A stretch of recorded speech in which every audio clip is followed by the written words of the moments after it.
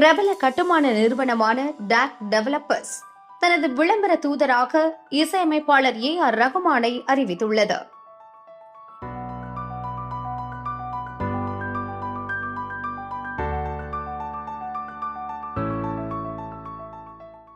தரமான கட்டுமானம், வாடிக்கையாளர் நம்பிக்கை முதலியவற்றை மூலதனமாக கொண்டு தனக்கென தனி வளர்ச்சி பாதையில் சென்று கொண்டிருக்கும் டாக் டெவலப்பர்ஸ் புகழ்பெற்ற இசையமைப்பாளர் AR ரகுமானை விளம்பர தூதராக நியமித்துள்ளது. இதற்கான நிகழ்ச்சி சென்னையில் உள்ள லீலா பேலஸ் ஹோட்டலில் நடைபெற்றது.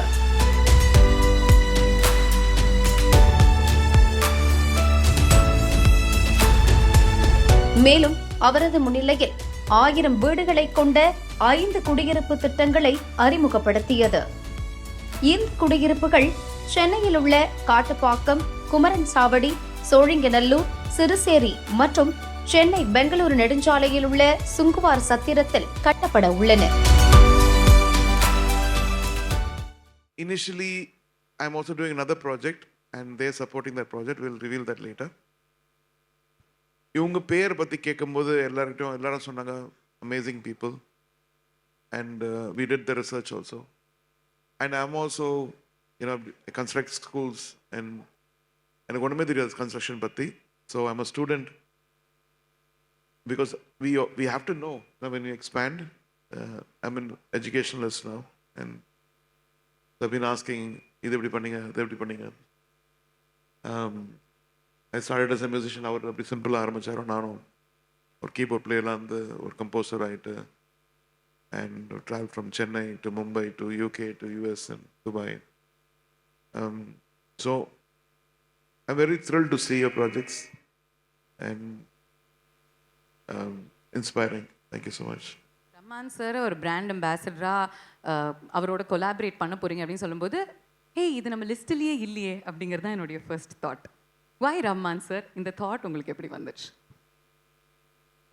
லாஸ்ட்டு 3 மாதமாக என் மனசுக்குள்ளாரையும் பாலா மனசுக்குள்ளாரையும் எங்கள் ஃபேமிலிக்குள்ளார இது பேசிக்கிட்டே இருந்தோம். ரொம்ப ரொம்ப டீட்டெயிலாக டிஸ்கஸ் பண்ணிட்டு இருந்தோம்.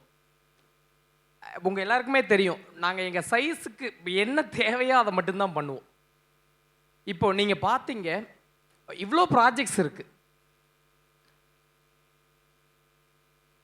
இவ்வளோ ப்ராஜெக்ட்ஸ் இருக்கும்போது நாங்கள் எங்கள் பிராண்டோட நாங்கள் இதுக்கு முன்னாடி ஒரு 3-4 பிராண்ட் அம்பாசிடர் சூஸ் பண்ணியிருக்கோம். கிளாமர் வேணும்னு நாங்கள் நினச்சதில்லை. ஏன்னா வீடு தான் மெயின், ப்ராஜெக்ட் தான் மெயின், அடுத்து தான் பிராண்டு, மார்க்கெட்டிங், எனி அவங்க பார்க்க வைக்கிறதுக்கு தான் நம்ம எல்லாம் பண்ணுறோம். ஒரு 2-3 மேபி ஒரு எக்ஸ்ட்ரா ஒரு 30-40 செகண்ட்ஸ் நான் எடுத்துக்கிறேன். இந்த கேள்வி ஏன் அப்படின்னா, ஒரு 2 மாதமாக நான் தூங்கும்போது ட்ராவல் பண்ணும்போது இதே தான் திங்க் பண்ணிட்டுருக்கேன். கடவுள் நம்மளை எப்படிலாம் நல்ல மனுஷங்களை சேர்த்துட்ருக்காங்க அப்படின்னு. ஒரு சூப்பர் டூப்பர் ஹியூமன் பீயிங் மனுஷங்கிறதுல எனக்கு எந்த டவுட்டும் இல்லை. உங்களுக்கு எதாவது டவுட் இருக்கா? ஒரு நல்ல சோல், ஒரு டிவைன் சோல், மனசில் இருக்கிறத பேசுகிறவங்க, ஆல்வேஸ் ஹம்பிள். நிறைய விஷயம் எங்களோட அந்த வேல்யூஸோட சாரோட வேல்யூஸ் வந்து ஒத்துப்போச்சு. மெயின் அதுதான். கமர்ஷியல்ஸ் அடுத்து அவங்க எனக்கு தெரிஞ்சு இன்னும் என்கிட்ட என்ன டேர்ம்ஸ் கூட பேசலை. இந்த ஸ்டேஜ் வந்து உட்காந்துட்டாங்க.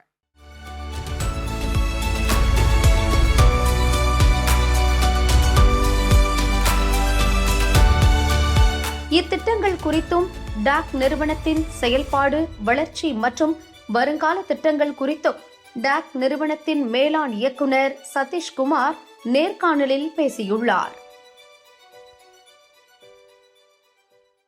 ஹலோ வியூவர்ஸ், வணக்கம். எனக்குன்னு ஒரு வீடு, அதை நோக்கிய பின்னாலேயே ஓடு அப்படின்னு சொல்லியிருக்கோம். நிறைய பணங்கள் சேர்த்தாலும் யார்கிட்ட வீடு வாங்குறது அப்படின்ற ஒரு பயம் இருக்கும். ஏன்னா வாழ்க்கையில் ஒரே ஒரு முறை நடக்கக்கூடிய ஒரு நல்ல விஷயம். டாக் டெவலப்பர்ஸ் தமிழ்நாட்டில், குறிப்பாக சென்னையில் ரொம்ப பிரபலம் அடைஞ்சிருக்காங்க. இவங்க ப்ரொஃபஷ்னலாக, அதாவது கஸ்டமரை சாட்டிஸ்ஃபேக்ஷன் பண்ணுறது அப்படிங்கிறத தாண்டி பிராண்ட் அம்பாசிடராக ஒருத்தரை நியமிச்சிருக்காங்க. எப்படி இசையில் இசை புயல் AR ரஹ்மான் அந்த இசையை தாண்டி பல விஷயங்களில் அவர் தன்னுடைய ஆளுமையும் அந்த மனிதம்னு சொல்லுவாங்க, அந்த விஷயத்தையுமே அவர் நிரூபிச்சுட்டு வர்றார்.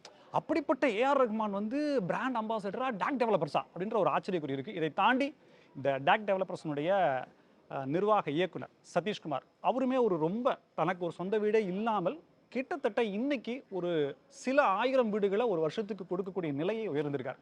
இது அடுத்து சவுத் இந்தியா, சவுத் ஏஷியா அப்படின்ற டெவலப்மெண்ட் ஆகணும் அப்படின்ற விஷயங்கள் இருந்தாலும் எப்படி ஏஆர் ரஹ்மான் சாரை நீங்கள் உள்ள கூப்பிட்டீங்க அப்படின்றத அவர்கிட்ட கேட்டு தெரிஞ்சுக்கலாம். சார் வணக்கம் சார். வணக்கம் ராமகிருஷ்ணன் அவர்களே, நன்றி, ரொம்ப அழகாக பேசுகிறீங்க. ஒரு சாதாரண மிடில் கிளாஸ் ஃபேமிலி அப்படின்றது தெரியுது சார், நீங்கள் பேசுகிறதுலேருந்தே புரிஞ்சிக்க முடியுது. பட் நீங்கள் எதனா டார்கெட் வச்சு இதை இப்போ அச்சீவ் பண்ணதா, இல்லை இது அச்சீவ்மெண்ட்டே இல்லை இதுதான் என்னுடைய ஃபர்ஸ்ட் அப்படின்னு சொல்ல போகிறீங்களா? ஆக்சுவலாக இன்னும் பெருசாக இன்னும் மென்மேலும் வளரணுங்கிற ஒரு ஆர்வம் இருக்குது ராமகிருஷ்ணன் அவர்களே. பிஸ்னஸ் ஸ்டார்ட் பண்ணப்போ என்னோட 22 வயசுல பிஸ்னஸ் ஸ்டார்ட் பண்ணிட்டேன்.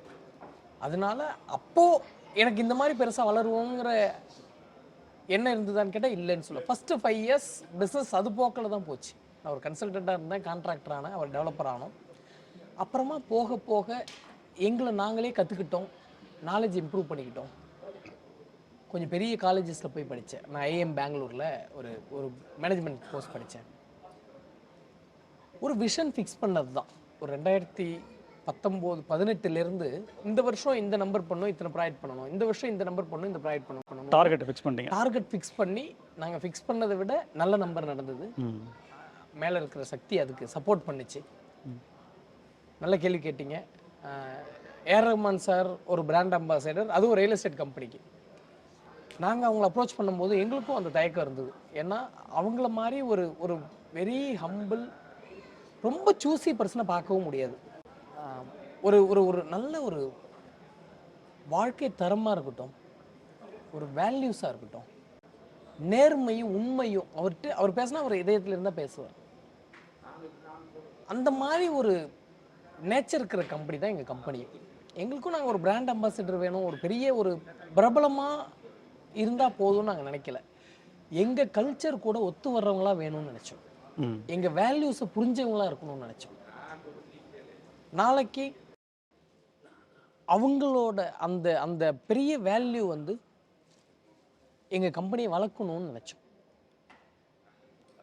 நாங்கள் அப்ரோச் பண்ணோம், கொஞ்சம் நல்ல ஒரு விசாரிச்சுட்டு இம்மிடியட்டாக ஓகேன்னு சொல்லிட்டாங்க.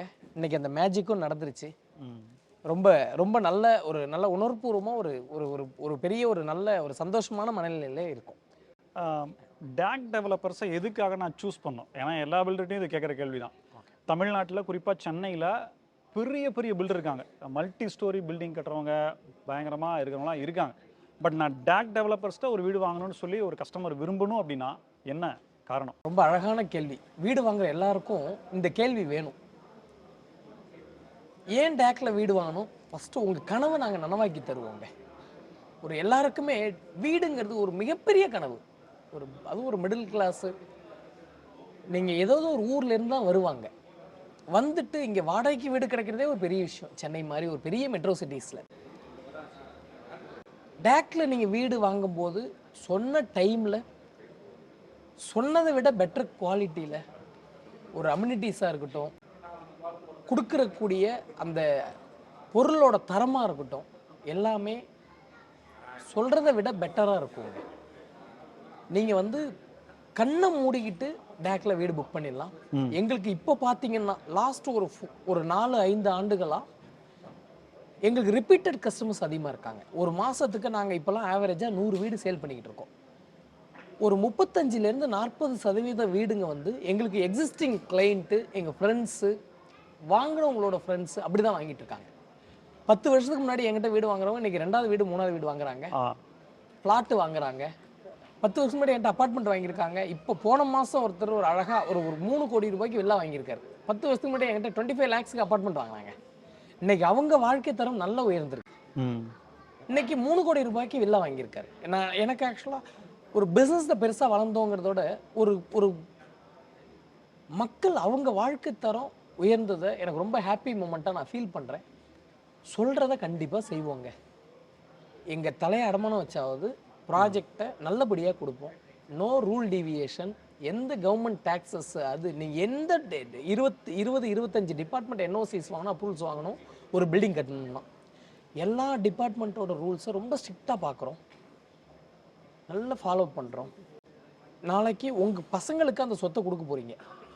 நம்ம இருப்போமா இருக்க மாட்டோமா நமக்கு தெரியாது, நம்ம தலையெழுத்தது. ஆனால் நம்ம கட்டக்கூடிய வீடு இருக்கும் 60 வருஷம் 70 வருஷம், நம்ம பில்டிங் ரொம்ப நல்லா இருக்கும், நம்பி வாங்கலாம்.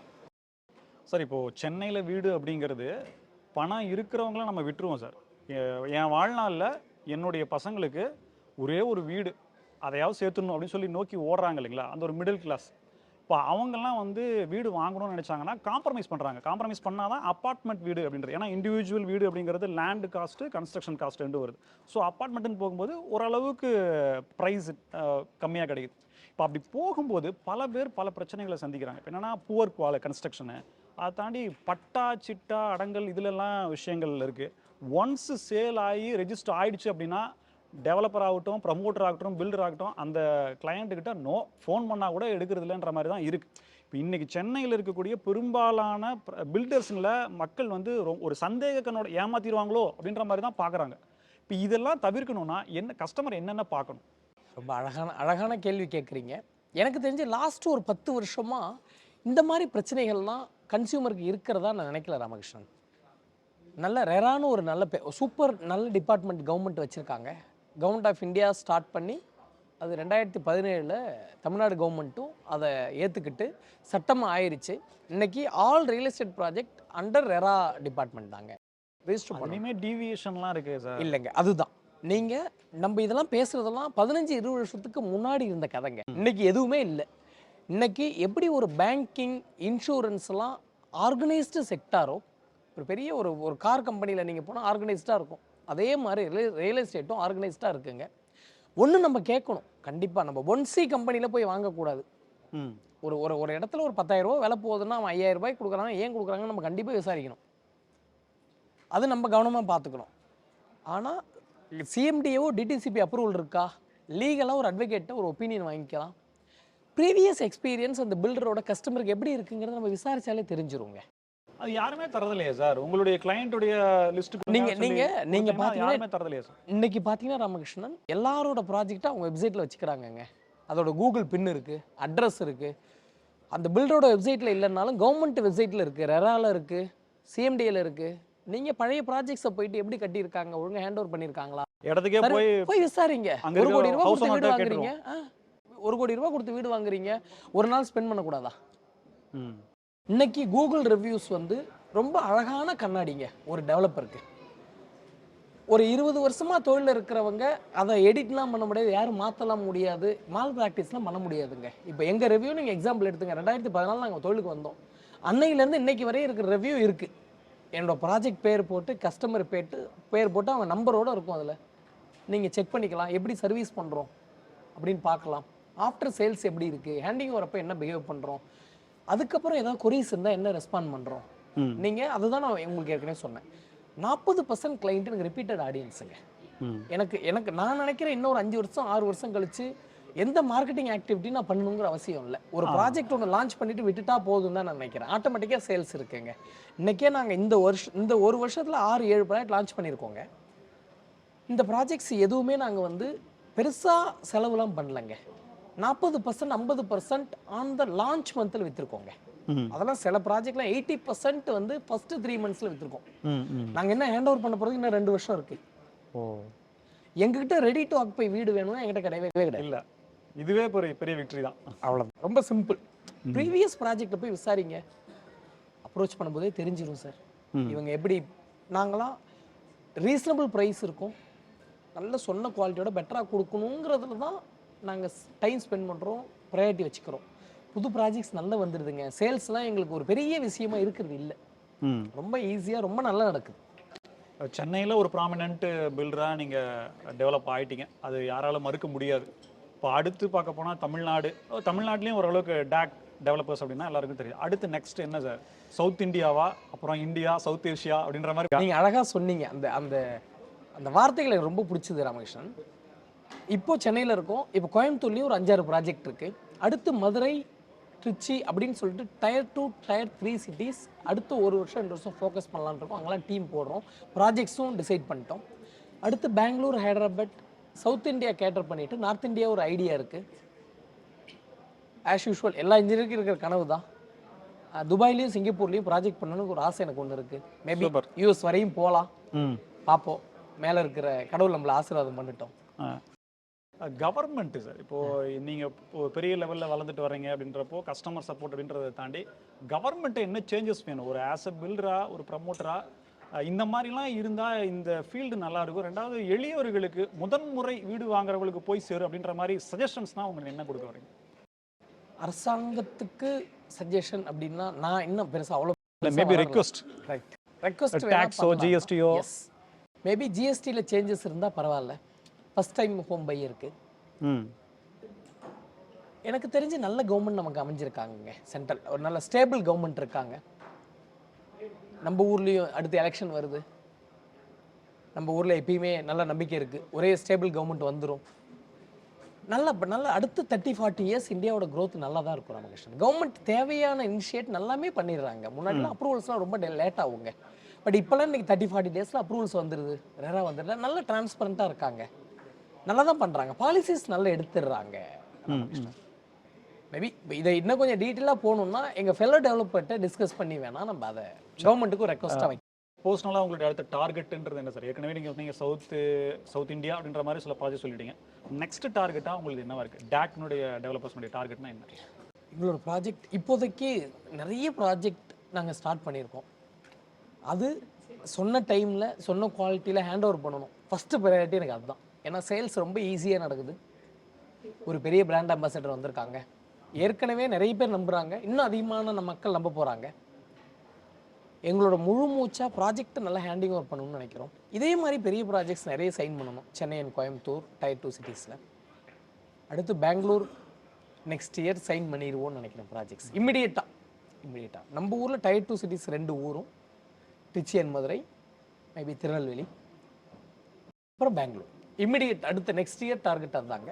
அப்புறம் டெக்னிக்கலாக பார்த்தீங்கன்னா அந்த ப்ரீகாஸ்ட் டெக்னாலஜி மேலே எங்களுக்கு ஒரு பெரிய ஆர்வம் இருக்குது. இப்போ இன்டீரியர் ஃபேக்ட்ரி ஒன்று பண்ணிகிட்டு இருக்கோம். இதுவரையும் பில்டிங் தான் கொடுத்துருந்தோம், இப்போ இன்டீரியரும் பண்ண போகிறோம். இன்னொரு 4-5 மாதம் இந்த ஃபேக்ட்ரியில் அடியாரம் அப்ரூவல்ஸ்லாம் வந்துருச்சு.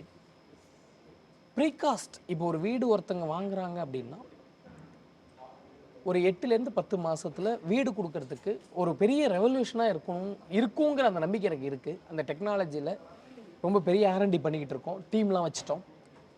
மேபி அடுத்த வருஷம் அதோட அனௌன்ஸ்மெண்ட் வந்து உங்கள் தினமலர் மூலியமாகவே நிச்சயமாக சார் நான் வந்து பொதுமக்களுக்கு ரொம்ப கண்டிப்பாக அழகாக சொன்னீங்க சார். அது ஒரு பில்டர்னா வீடு விற்கிறது மட்டும்தான் என் வேலை அப்படின்றது இல்லாமல் பல விஷயங்களும் வந்தது. இதை தாண்டி பிராண்ட் அம்பாசடர், உங்களுடைய பயணங்கள் இன்னும் அடுத்தடுத்த இடங்களுக்கு போகணும். ரெண்டாவது எளிய மனிதராக எளியவர்களுக்கு புதிய ஒரு வீடு வாங்குறது, அதாவது 2 வீடு இருக்கிறவங்க 3வது வீடு வாங்குறதோ இல்லை 4 வீடு இருக்கிறவங்க 5வது வீடு வாங்குறதோ இல்லை, வீடே இல்லாத ஒருத்தனுக்கு வீடு விற்கிறது அப்படின்ற மாதிரி ஒரு டார்கெட் வச்சு போகிறீங்க. உங்களுடைய கனவுகள் நனவாகட்டும். இன்னும் அதிகமான ஆயிரக்கணக்கான லட்சக்கணக்கான நபர்களுக்கு இல்லங்களை கொடுக்கணும். நன்றி சார் உங்களுக்கு. நன்றி ராமகிருஷ்ணன், நன்றி வாசகர்களே. மீண்டும் சந்திப்போம். தினமலருடன் நன்றி நேயர்களே. தேங்க்யூ.